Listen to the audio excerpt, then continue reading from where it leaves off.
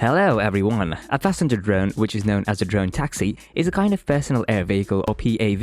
In today's video, we're going to be talking about the first working passenger drone. A passenger drone is also connected with eVTOL or electric vehicle takeoff and landing. Even though these words are generally used synonymously, drone manufacturing adepts draw a scientific variance between each of these types of passenger drones. The usage of UAVs or drones has been general in recent years. Once used essentially for leisure by amateurs, drones are now used in defense services and for carrying out research. More lately, trade companies have surveyed using drones to convey goods. Since 2011, various commercial controversies and dilettante builders have carried out short manned flights on trial electric multi-rotor craft.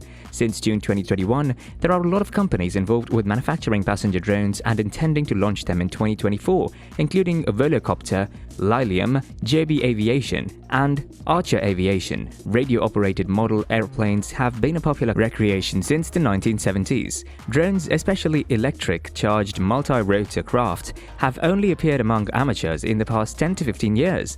Drones vary from model airplanes in that they execute a system of autonomy in their function. Aerial drones have been used by the armed forces since World War II.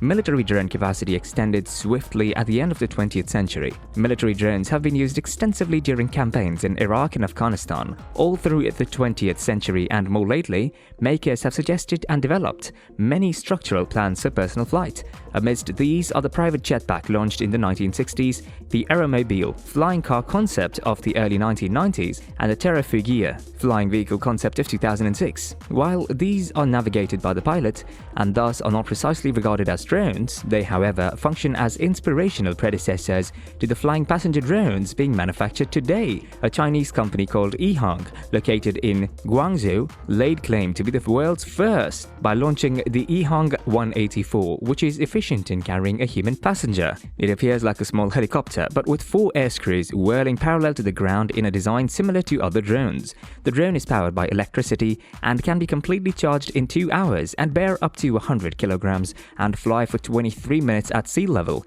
as claimed by Ehang. The cabin accommodates 1 person and a small backpack and is equipped with air conditioning and a reading light. It is devised to fit, with propellers folded in a single parking spot. After programming a flight plan, passengers needed to give only 2 instructions: takeoff and land, performed with a single click on a tablet, as the company said.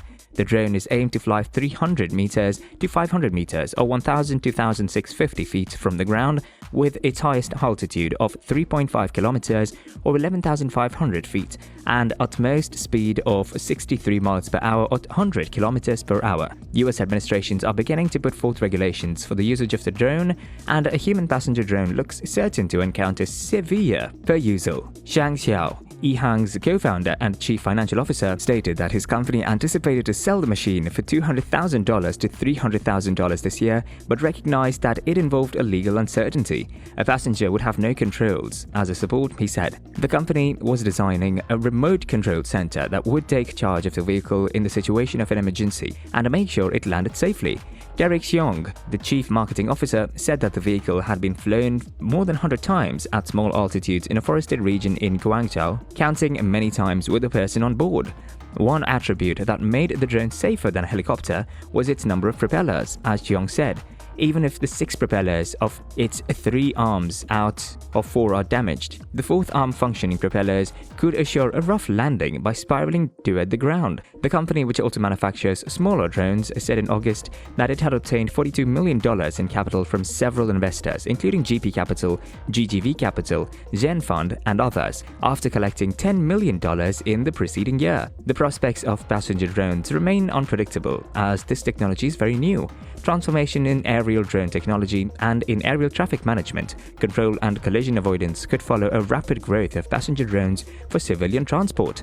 Many companies are researching the use of passenger drones as air taxis and for air ambulance system. Passenger drone manufacturers are working to solve many problems, including noise, small useful load, brief flight times, airspace management, and insufficient information on both safety and general functioning. So guys, that was all about the first working passenger drone. Hope the video was insightful to you. Thanks for watching.